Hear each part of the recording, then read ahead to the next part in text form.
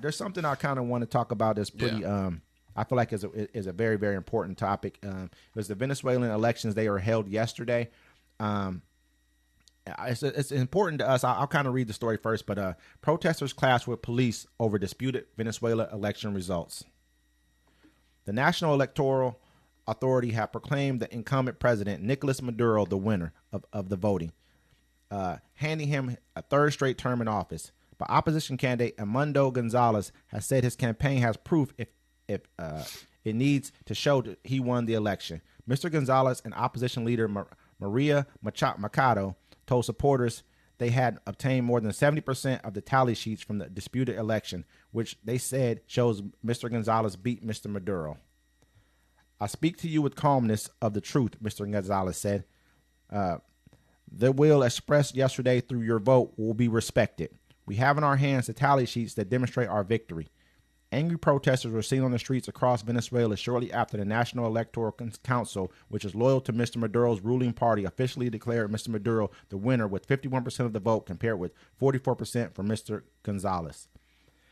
Now, there's a whole backstory to this. It starts out with Hugo Chavez. He came in, he took over the party in sometime in the 90s. He came and took over Venezuela. Venezuela used to be the wealthiest country in South America. Venezuela is rich with oil. It has more oil than any other country on earth, more oil than Saudi Arabia. Right? He came and took over. He took them into a socialist path. This was a Democrat, like a democratically elected kind of government here. And he took them a socialist path, and from there he started doing business with countries like Russia.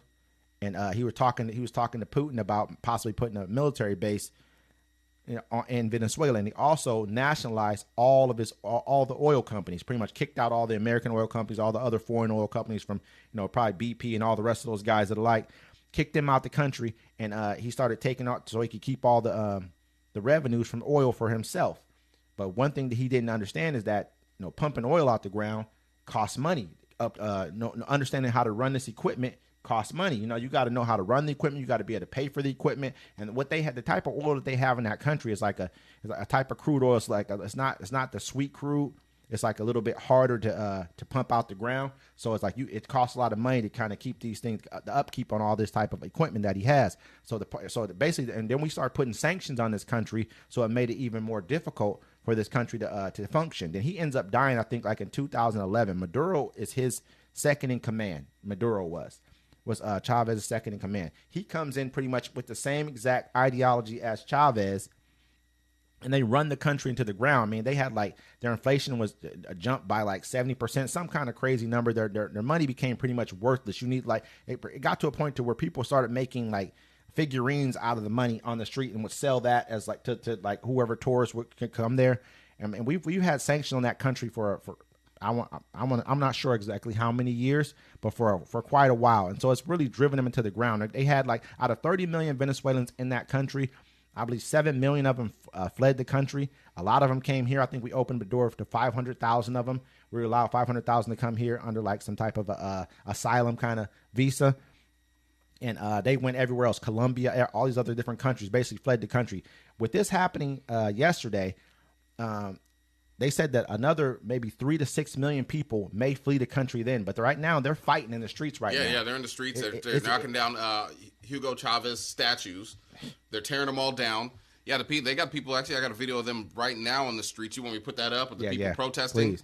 Yeah, as you can see, I mean, the streets are full, and we're not that far away from that. You know what I'm saying? With a stolen election, depending on which side. Yeah, I mean, and right now, like I said, to me, I think it's very important to us because with them being right in our backyard, this was when Russia came here, just here recently, when they stopped over in Cuba. They do a lot of war, kind of war games or war practicing. They do it with exercises. They do them with Cuba and they do them with Venezuela. That's the only reason why they get to come into our backyard is because of these two countries. And at the same time, we have a problem a lot of times with oil producing countries, OPEC. Basically slashing, the amount of oil that they're going to produce. We got Saudi Arabia, a country that's got way more oil than Saudi Arabia, right in our backyard. That's our perfect friend. That's who we should be dealing with, buying our oil from. Period. Why are we shipping, getting oil from countries that are coming across oceans? We can go right down to South America and get as much as we possibly need, and probably get it for a good deal. That's why it was very important that Maduro got out of office, because he's basically being propped up by China and Russia right now. And so I just feel like we need to really pay attention to them. I'm sending some clips over. I'm hoping we'll be able to like play a bunch of these clips. There's a lot of stuff going on. You got the police forces out there taking their uniforms off. They're trying to walk away. I'm good. The citizens. I think this may end up becoming a revolution. We'll see what happens. We'll see if how far the government's willing to send the military and what they're willing to do. If they start killing people in the streets, that's a reason for the UN to go in. I'm not sure if America's going to want to involve themselves or send it. Well, you said they're already sending troops to Colombia to stop all the migrants that are about to leave Venezuela. Because the price of everything is just crazy. I mean, Venezuela probably has almost the lowest costing. They can buy gasoline for like some of the cheapest prices, because it's pretty much for free out there. And it's not free, but it's pretty much because they got so much of it. But everything else, food costs, everything else is through the roof for them. And they don't have a lot of jobs. People can't work, so they're leaving the country to find work. And they have a big gang problem down there too. Huge. Caracas is the number one most violent city in the world. I mean, you gotta look at the corruption that's going on. You think that he's gonna win? The reason why he did 51%, it's because it looks like he didn't do a Putin. Even. Yeah, he didn't do a Putin where Putin's like, I won 90% of the vote. You know what I mean? And I locked up the guy going against me because he needed to go. And another thing, I forgot to talk about this. The two people that the woman that did run against him, the one I was telling you guys about. Her name's Maria Machado. She was actually. He said Putin was like 98%. They still love me.